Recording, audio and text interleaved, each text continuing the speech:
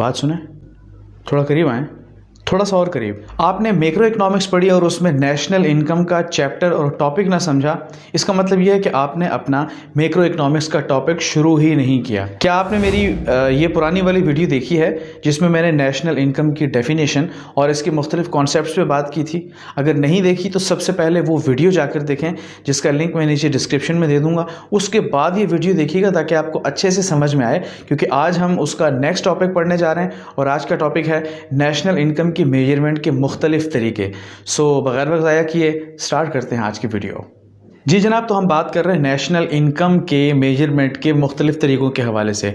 आमतौर पर national income के मेजरमेंट के लिए यानी इसकी पैमाइश के लिए 3 तरीक़ों का इस्तेमाल किया जाता है। इन 3 तरीक़ों में पहला तरीका है टोटल प्रोडक्ट मेथड, दूसरा तरीका है इनकम मेथड, जबकि तीसरा तरीका है एक्सपेंडिचर मेथड। पहले तरीके के बारे में हम आज इस वीडियो में बात करने जा रहे हैं और एक्सप्लेन करेंगे कि ये टोटल आउटपुट मेथड या टोटल प्रोडक्ट मेथड होता क्या है। ये मेथड बकिया तमाम नेशनल इनकम के मेजरमेंट के तरीक़ों में सबसे ज़्यादा कॉम्प्लिकेटेड यानी पेचीदा है। यही वजह है कि ये सिर्फ इंडस्ट्रियल सेक्टर के अंदर इस्तेमाल किया जाता है, वो भी सिर्फ डेवलप्ड कंट्रीज़ के अंदर, और इस मेथड को हम वैल्यू एडेड मेथड के नाम से भी जानते हैं। टोटल आउटपुट मेथड के अंदर हम नेट नेशनल प्रोडक्ट यानी NNP निकालते हुए सबसे ज़्यादा फोकस करते हैं मार्केट प्राइस के ऊपर, यानी किसी भी प्रोडक्ट जिसको हम कंसिडर कर रहे हैं उसकी कितनी मार्केट प्राइस है। भाई हम सबसे पहले मुल्क के अंदर मौजूद तमाम सेक्टर्स को डिवाइड कर लेंगे, यानी माइनिंग सेक्टर, ट्रांसपोर्टेशन सेक्टर है, कम्युनिकेशन सेक्टर है, एग्रीकल्चर सेक्टर है और बकिया सेक्टर्स।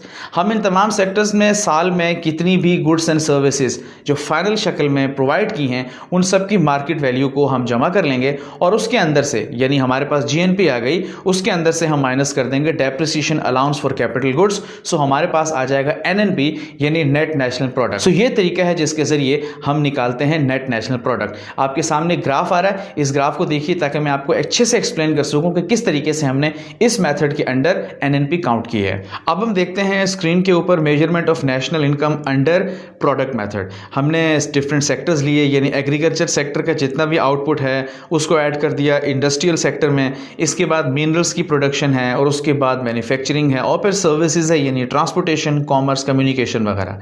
हमने इन सबको ऐड किया तो हमारे पास आंसर आ गया 10,000। मान लीजिए 10,000 बिलियन रुपीज़ में आया।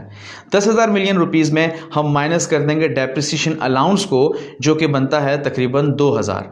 सो 10,000 में से 2,000 हमने माइनस किए तो हमारे पास 8,000 बिलियन रुपए आ गया नेट नेशनल प्रोडक्ट का। सो ये तरीका है जिसके ज़रिए हम कैलकुलेट करते हैं net national product under output method.